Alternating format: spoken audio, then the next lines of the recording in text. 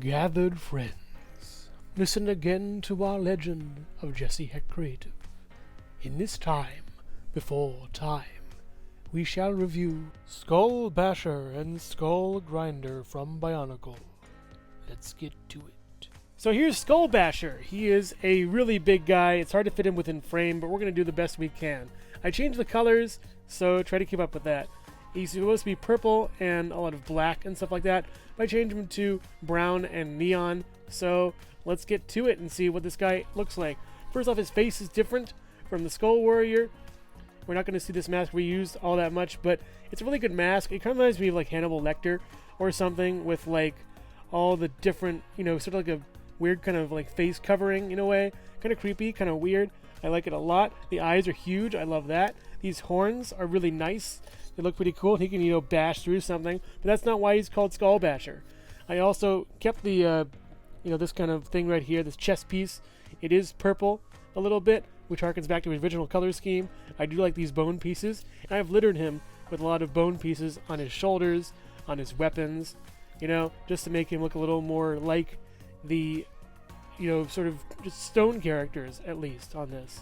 I'm glad they brought back brown, and I'm glad to use this. I think these pieces and these pieces are from a Ben 10 set, so thank you for that. These are Baraka spines from the old, 2006 Lego sets for BIONICLE, when they did Lego characters. So that's pretty cool. So just going over this guy, he has the ribcage piece right over here. He has the skull, pauldrons on his shoulders and legs, with the sort of fleshy kind of orangey color. I wanted to keep that on there too. It looks nice with the, neon yellow. I gave him some better neon weapons with some more, just armor on that. It has this cool sort of like hooking kind of function. You can actually, what he does is you can take a mask off by just clipping it onto the face and pulling it like so, or like this. But he still has the function where you can just flip the mask off and it does fall off. It is kind of funky as of late. But yeah, basically that's Skull Basher for you as far as the looks of how this guy goes. So articulation wise, he has a left and right and an up and down pivot. It's a ball joint. Everything's a ball joint. The arms are ball joints. These have the extenders on them, the friction extenders, and they do come off kind of easily, which is befitting for a skeletal character. Pretty interesting. We also have his hands that work pretty well. They're new normal hands. This has a twist too. You can move it around a bit, as does this and this piece down here. We also have his legs, which move out and up and back anywhere you want them to. Down, out, and up and back. Same thing down here. And the feet are a little more, restricted. Up, down, pivot, like that. But one big thing I gotta show off is the function that he has. So getting his hands in this stance and then going to the back and then pressing on it allows you to have him clap. And it's a really nice piece. It's actually a sort of piston kind of thing that depresses from the inside. So that's pretty awesome. It's pretty well done. It works out. It kind of gets a little stuck with his horns, so you may have to maneuver him a little bit. But it does work pretty well if you get it, going like that. It's hard to, really work on camera in a way, but once you get that going and get him in a good position to actually clap, he works fine. I gave him a tail, which is a bunch of segmented pieces and a couple armor pieces with this, trap piece we'll see later on. And that looks pretty cool. I like the trap thing, it can grab masks or whatever you want to do. So that gives him an extra level of threat. Overall, I think the remodeled Skull Basher is pretty cool. I like the looks of him and how he teams up with the other Skull characters and other future villains will be nice. He's a really good character that looks super cool. I initially loved him on sight, and even though I changed his colors, he's still a really great set with a great function.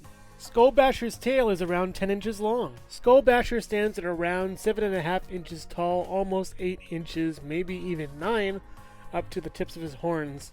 Here we have him next to Nilku, and they both look good together with those bone pieces jutting out of them. That looks really nice. And also here's Jesse Heck Creative. Look, buddy, if you're gonna bash my skull, at least take me out to dinner first. Hello everyone, and thank you so much for watching so far. Make sure to click like, subscribe, share, and leave a comment. You can also click the bell icon for more creativity. Now let's get back to it. And here we have the main villain of 2015, Skull Grinder. This guy looks really cool. He uses a lot of the pieces the other Skull villains use. So let's get to this guy. I gave him a lot of augments and stuff. We have these really nice digitigrade legs that look really cool. They're sort of like three-pointed, one up here, one over here. You know, one over here a little bit, kind of that bend a little bit, kind of. And we also have this joint right here. So let's go over this guy and see what's what as far as, you know, just the looks. Yeah, he's a lot of red, a lot of dark gray, silver. His mask is silver. Same reuse of the Skull Warrior figure, but with these horns to make him look a little more menacing, a little more scary. This chest plate right over here with a chain, a couple bones, spars, very sort of skeletal, very sparse as far as that goes. He has the usual kind of ribcage right over here. He also has a variety of weapons like this staff that when you take it off and just put it on another character's face, it grabs the mask right off really easily. Boom, that's it. Very simple. No need to press the stock or anything to make the mask fall off. No siree. It's a really cool addition to this character's arsenal and just adds a lot of good potential for the figure. But there's this weapon over here, which is a double-bladed sort of shield. We also have a sword on the bottom, and we have a small, tiny little red dagger. But what we can do is detach this piece right over here and put it on right here. So it fits. It's hard to move sometimes because there's a little twisting to it, but you can get it working as like another shield if you'd like him to, or as just some kind of like mowing implement, or maybe some other kind of like, you know, attack he could have. But the possibilities are endless with this guy. You can also give him a sword right over here, and as well as this hook on here does hook onto the masks and pulls that off as well. So that is a good feature for him to have also. Skull Grinder is really nice. I like him a lot. He looks super cool. So yeah, just a lot of different ways to use his weapons and stuff. It articulates really well. To have all this stuff on him, he has a giant spear now. You can just put the weapons anywhere. It looks really cool. I'm very happy with how this came out. A lot of this is my own sort of creation and my own idea, but I'm just very happy with how this works. And if you want to, for one more setup with him, is actually taking this and twisting this over, and you can attach it to this staff right here and make some kind of weird, I don't know what you call it, triple bladed kind of thing going on. Not sure, maybe flip it around so it's the other way. But yeah, that looks kind of weird for me, but it can work. You know, there's a lot of different ways you can use this staff and just make that function work. But taking that off and putting him in a more normal stance, let's check out his articulation and see how he is. So I gave him this sort of tri-neck kind of thing. He has one joint here, one joint within here, moving up at an angle to the orange joint right over there. Hard to see, but and then to the neck. So he has 1, 2, 3. He can actually move up, and that kind of took off his horn a little bit, moving that over. He has a really long neck, but you can shorten that by moving the neck down. And then placing this around, you can twist his neck, goes up really far and down pretty far to the chest. You can fudge it a little bit, make it even move further down. These pieces over here, for stability's sake, I actually made it so he can, you know, make sure that you have a little bit of space between here, you know, to block that out. So yeah, that's that. This is a little blocker, so it doesn't look like a big gap over here. It looks a little more musculature and a little more just like scary. Sorry that our hand keeps popping off a little bit. This guy is pretty old. There are a lot of friction joints on him that do fall off the joint, so forgive me for that. He does have a gear function which moves both of his arms up and down, and that's pretty fun. I added a little more friction on them on the inside for one. On this one I added more over here as well. Good gears. He is a skeleton. He does fall apart a lot. So the arms move up, down, all the way around with the gears too. They can swivel, twist. They move up and down at the elbow joint, and they can go swivel around. His parts are wanting to come apart on me a lot.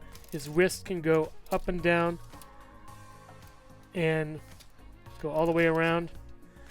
Same with this hand, go inwards, outwards, however you want to do it. Same thing here and here. You have to get a twist. You can twist it around a little bit. Let's go up and down. This stops right here at the joint and can't go forward because of this piece right there. You can swivel it around though and get a lot of good posing out of it.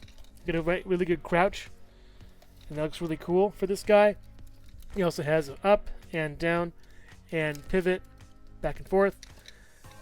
Yeah, that's some good articulation for this guy. Skull Grinder is really cool, especially if you give him a couple augments, a couple new parts, and some thought into it. I just want to make him taller than the Toa, because he's already kind of short, but, you know, when you face him against the Toa, he's really, you know, short, so I could just give him some more height, a little more intimidation factor, and a little more fear going into this guy. So yeah, Skull Grinder is pretty freaky. Skull Grinder stands at about 9 1/4 inches tall, especially with the modifications I gave him to be taller than Tahu over here. It's just kind of a weird height creep with these guys. You can't have the Toa keep being really tall, and then these really small villains just doesn't really make sense. And also here's Jesse Heck Creative. Whoa, buddy, if you want my mask, take it. It's yours. I'm going to use a different one next time anyways. Overall, some pretty good figures here. I like them a lot. I'm not sure if I like them more than Skull Slicer and Skull Warrior, but they're certainly a step up from those two. So, Skull Basher is really nice looking. I like how I changed him up. I gave him these cool hooves, these bull horns, a lot of scorpion motifs, some spines and spikes and bones, and he looks a little more cohesive, I would think, than he would before, which looks great. Even the chest plate he previously had works with him well because all those bone pieces. That scorpion tail is really great, and it harkens back to the previous character that I actually never got, Skull Scorpio, who we'll see later on in a different form. But I kept the scorpion elements for this guy and turned him into a brown character because we're going to see the purple be used on a different figure later on. Now, with Skull Grinder, he's just awesome. I love this guy a lot. He looks really cool. He's intimidating. He wasn't big enough, so I made him bigger and better. And now he's just great. He has a lot of different weapons options, and it's just super cool. And even though he reuses the Skull Warrior mask, I would think they wear his mask in a way to serve him. So yeah, just two fantastic figures all around that are just great. If you can, pick them up because Skull Grinder comes with a little bit of a bonus. Thank you so much for watching Jesse Heck Creative. Feel free to click like, subscribe, share, or leave a comment. You can also visit us at jesseheckcreative.com, where you'll find more reviews like this one. Thanks again for watching and keep being creative. Stay tuned!